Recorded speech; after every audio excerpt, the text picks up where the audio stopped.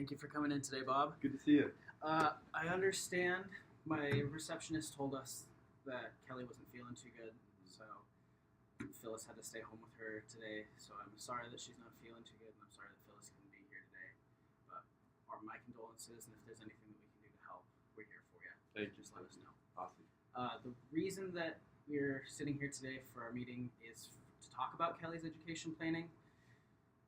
You had expressed some concern that you would like to pay for a certain amount for college down the road and that you'd like to start planning now because that is one of your most important goals and that's something that you really want to be able to provide to her. So jumping right into it, education planning is really important because without proper planning, you may not be able to provide all of what you're hoping to provide for your child or your grandchild, in your case, grandchild with Kelly.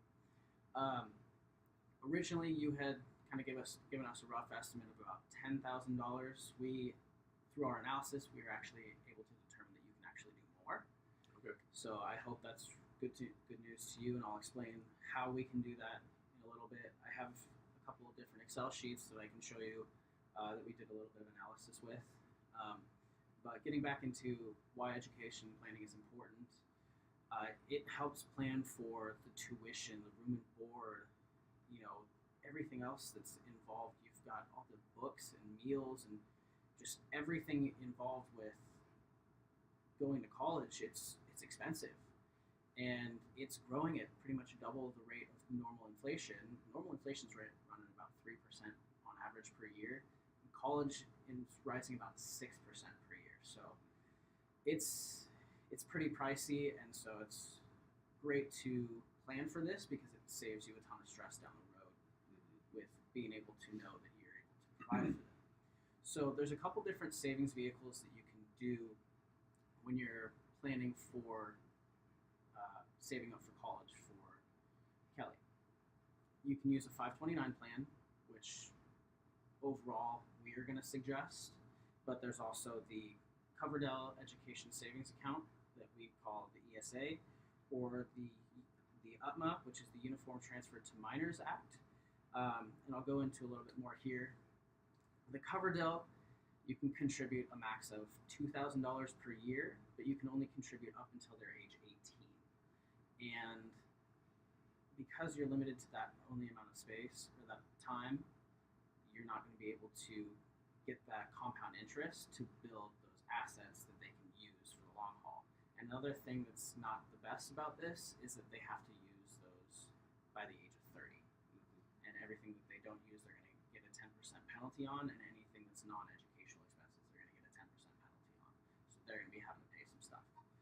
With an UTMA, it's basically the same thing, except for you're able to invest in actual individual equities, stocks, money markets, index funds, even realty. And with that, they can use it for any expense. It doesn't just have to be for educational spending, but the catch is when they turn 21, they gain control of the entire account, and you have to relinquish that to them.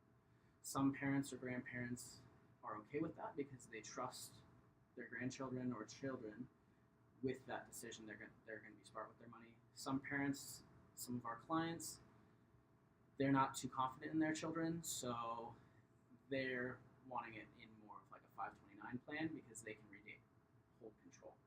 So a 529 plan, you're only able to put it towards educational expenses, qualified educational expenses, which is tuition and books and fees, we believe. But the nice thing is you can save up for that. Anything that she doesn't use, just like the ESAs, for qualified education. I'm sorry, bro. You're doing so good. We can do cuts though. It's fine. For qualified educational purposes, she's going to have to pay a 10% penalty, just like the ESA. We choose the 529 plan because it grows tax-free and it's after-tax dollars. So basically, you've already paid tax on the money that you're putting in, and she pulls it out with zero tax if she's putting it towards educational expenses. The nice thing with this is the cap, I believe, is the gifting limit. So it's about $15,000 per year, and you can do a $5,000 or a $75,000 lump sum at the beginning if you'd like to do that. So we've gone over a couple different savings plans, and I wanted to show a couple different analyses that we did. First of all, we took your brokerage account because that was the first thing we said might be able to be allocated towards educational expenses. So we just took that, inflated that, and said, okay, if we put this into a 529 plan at their allocation and just ran with it, is she going to be able to pay for $10,000 worth of college? Yes. And so we bumped that up again to $20,000 per year tuition for 5 years, and you're still able to complete that. So just with putting your brokerage account into a 529 plan, you'll have about $4,600 left if the inflation rate stays the same and everything. We inflated everything at 7% because we like to be a little bit more conservative in our estimates. Just gives us a little bit more wiggle room. The next analysis that we did is we took the same account, the brokerage account, and said, okay, how much can we take out at the beginning when we're transferring it over so it comes out with zero at the end. And so it doesn't really give her much wiggle room, but we determined that you can take about $1,600 out at the beginning when you roll it into a 529 plan, and then she's not going to have anything left at the end. Our last analysis that we did is we said, all right, we're just going to leave the brokerage account, let that grow, use that for other expenses as needed. But we suggest opening a 529 account and just starting to fund that. So we suggested funding it with $10,000 per year. And as you can see, all the way down, inflated and everything, she's going to have $83,000 left after her 5 years in college, paying $20,000 per year.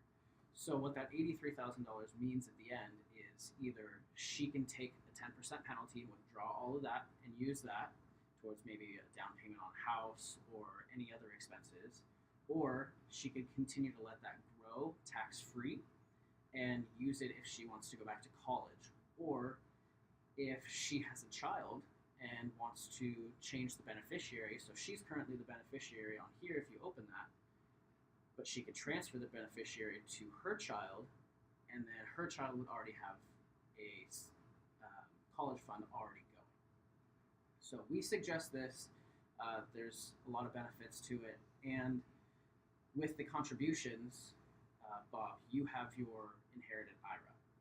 So the RMD from that, the required minimum distribution that you're going to have to take, varies per year. So basically what we suggest is taking your RMD and using that as a partial contribution to her 529 plan, and that's going to be considered gifting, and so you're not going to have to pay any tax on that. So we suggest this. It's going to be your most tax conscious, most beneficial plan for you. Do you have any questions for me? Are you confused anywhere? Is there anything that I can provide any more clarity? Do you know anything about the GET program? I do. So that is Washington's 529 plan, basically. We did a little bit of an analysis on a few different 529 plans because if you live in a state that has state income tax, their 529 plan will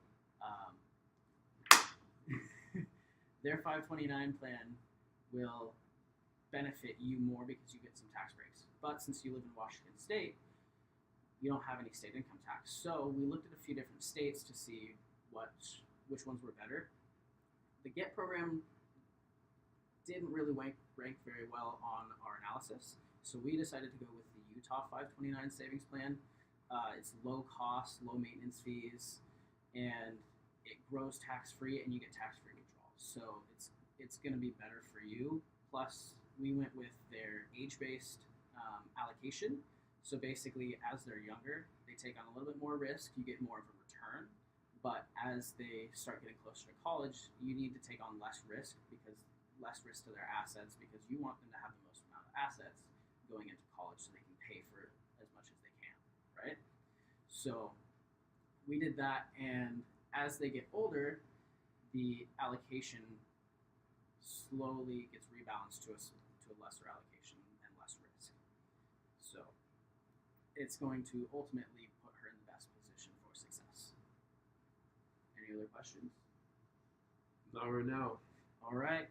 So I think next time we're going to be following up with some estate planning investments, kind of do a little bit more of a full encompassment of a financial plan, because I'd like to have both you and Phyllis here just to go over your whole plan with you. But for now, I think we just covered educational planning. Excellent. Thank you very much for coming in. Thank you.